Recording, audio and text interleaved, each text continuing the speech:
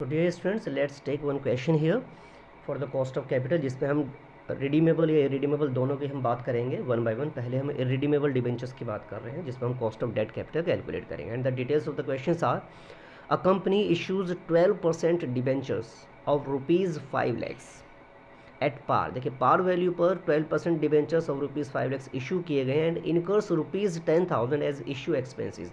तो जो issue expenses आ रहे हैं वो 10,000 रुपीज़ के हैं।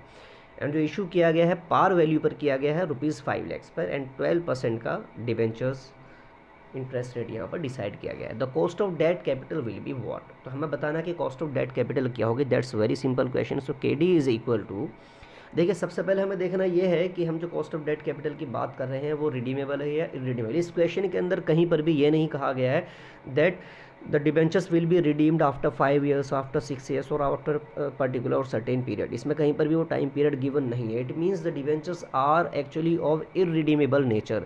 ये डिबेंचर्स इरिडीमेबल है जिसमें कोई टाइम पीरियड नहीं गिवन। एंड इरिडीमेबल डिबेंचर्स के लिए हमें जो cost of debt capital calculate करना होता है, for that the formula is R upon N P, where R is annual interest payment and NP is the net proceed, जिसमें हम कैलकुलेशन करेंगे कि R is actually what, R जो rate of interest हमें given है that is 12% of 5 lakhs, क्योंकि जो हमारा इशू प्राइस है दैट इज़ 5 lakhs और 5 lakhs का 12% डिबेंचर्स पर इंटरेस्ट पे करना है एनुअली।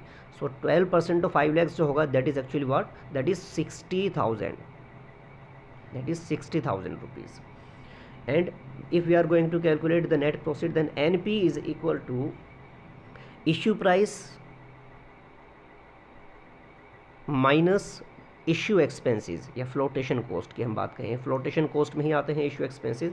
तो इशू एक्सपेंसेस को जब हम इशू प्राइस से माइनस करेंगे then the difference will give us the net proceeds. And issue price हमारा 5 lakhs है, हम जानते हैं 5 lakhs minus issue expenses are given to us 10,000। So 10,000 को हम यहाँ माइनस करेंगे 5 lakhs में से, देन वी गेट 4,90,000 रुपीज़।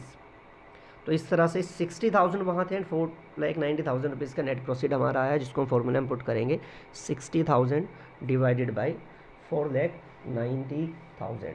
तो on the basis of this actually we will calculate the amount.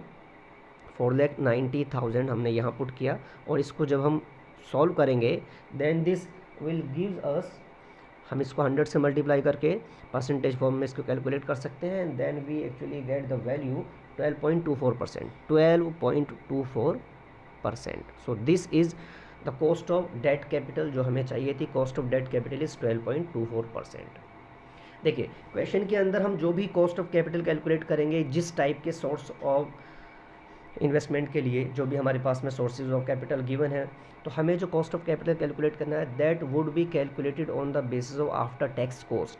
After tax basis पे हमें कैलकुलेट करना है। इस क्वेश्चन के अंदर हमें ये नहीं दिया हुआ है कि इसमें टैक्स परसेंटेज क्या है, इसलिए हमने इसमें कैलकुलेट नहीं किया है। अदरवाइज हमें cost of after tax calculate करना है। So that's a very simple question कि इसमें हमने क्या किया है, एक हमें डिबेंचर्स गिवन है 12% 5 lakhs के, जो कि पार वैल्यू पे इशू किए गए हैं, और साथ ही साथ 10,000 रुपीज़ का इसमें इशू एक्सपेंसेस भी आए हैं। इसमें कहीं पर भी क्वेश्चन में हमें टाइम की, मैच्योरिटी की कोई डिटेल नहीं है। इट मीन्स हम ये एज्यूम करेंगे कि ये इरिडीमेबल डिबेंचर्स हैं, हमें जो कि क्लियर है। और इरिडीमेबल डिबेंचर्स के लिए फॉर्मूला हमारा होता है KD equals to R upon NP। R means annual rate of interest, और एनुअल इंटरेस्ट जो हमें गिवन है that is 12% on 5 lakhs debentures. ₹5 lakhs का 12% हमने कैलकुलेट किया that is ₹60,000। And net proceed की हम बात करेंगे issue price minus issue expenses. Issue price हमारा 5 lakhs था क्योंकि पार वैल्यू पर ही है, और इशू एक्सपेंसिस 10,000 गिवन है, तो हमने 10,000 को माइनस किया, 4,90,000 हमारे पास नेट प्रोसीड आती है। एंड दोनों ही वैल्यूज़ को फॉर्मूले में पुट करने के बाद हम इसको परसेंटेज फॉर्म में कैलकुलेट करते हैं that is 12.24%। So this is actually the cost of debt capital. Now let's take one more question